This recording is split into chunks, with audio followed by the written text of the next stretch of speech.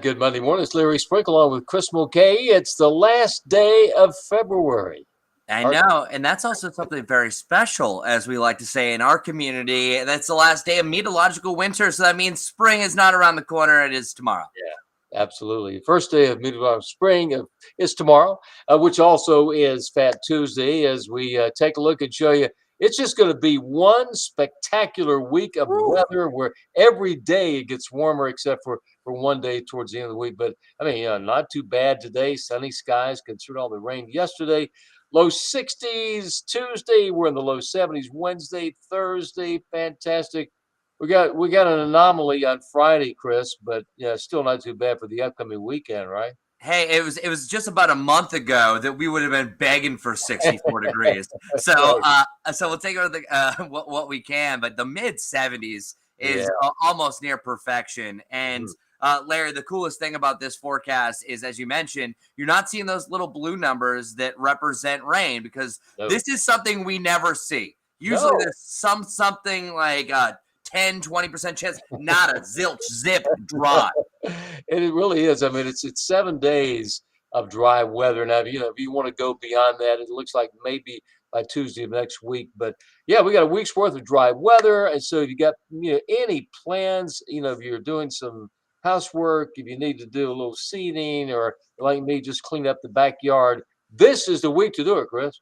Yeah, and I also love when the temperatures get in the 70s. My friends and I usually try to go golfing, but there's too many options. I could go golfing pretty much every day this week, which is nice. But since we mentioned that winter is coming to a close, we're starting to get all the final data. So far, and it's tough to believe this because we had such a mild December. It was fairly mild for February, but January was very cold, but we still finished as one of the warmest winters on record, averaging 47.5 degrees Fahrenheit. And you can see that it was just a couple of years ago, the 2019-2020 winter was just above that. So yeah, yet again, we're in the top 10.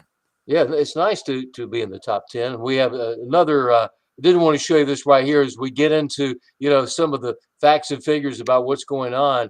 As far as the hottest day, 78 degrees, the lowest 18.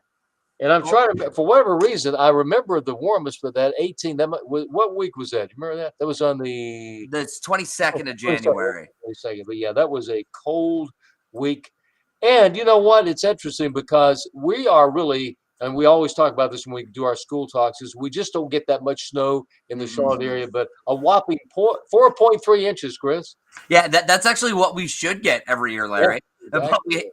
The last time that we did over 4 inches, or 4 inches exactly, was 2017. The last time that we had mark this much or more was the 2013-2014 winter. So it's been a while, especially over the last couple of winters. We've had less than an inch. So that's the interesting change here. Really, we just talked about 4.3 inches. That was our total amount of snow.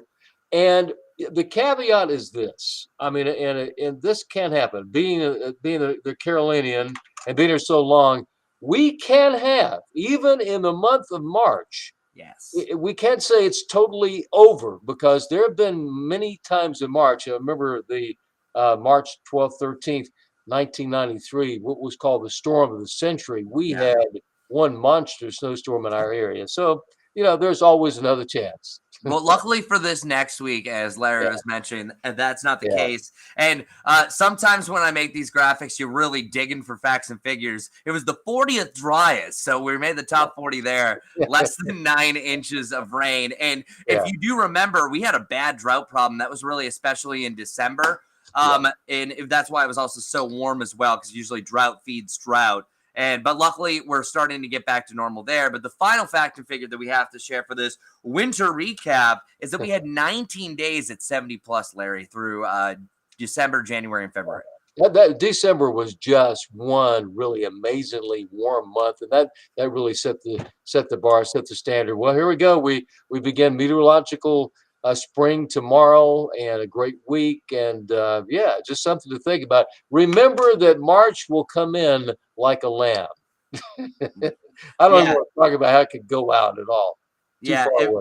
We just never know. March is a tricky month, and that's also why we're really starting to begin severe weather season, because it's the temperature fluctuations that you could have the 70s like we're having next week, but then the back end of the forecast we cool down. But Kashi asks if there's more cold in the forecast. Larry, really looking over the next 10 days, it doesn't really look like it. We're definitely on the warmer trend, so we're not necessarily leaving that behind. We know how quickly this changes, but you can expect over the next week and a half, above average temperatures to say the least, and really a great forecast as we start our record keeping for spring. That's absolutely right. Well, hope everyone has a great day and enjoys the entire week. And we'll be here every day. And obviously, we'll be here tomorrow morning as well. Have a great day. Thanks, Chris. Take care, y'all. All right.